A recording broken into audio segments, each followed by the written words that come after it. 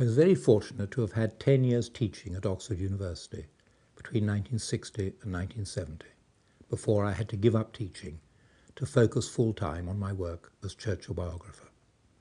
During those 10 years, one of the topics I taught was the First World War, the origins of the First World War and its course. This resulted in two books, my History of the First World War and my Atlas of the First World War.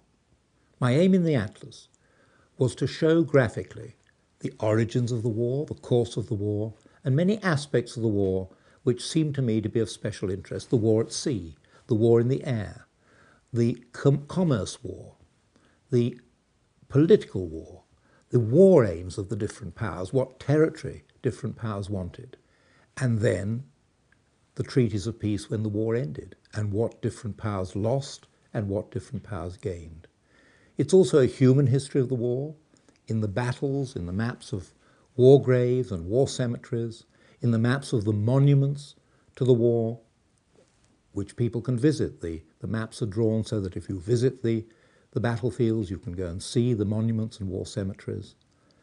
Above all, the Atlas shows the range of war, the cost of war. I show the economic cost of war, and I show those countries in my map called Gold Gains, those countries that made money out of the war by trade.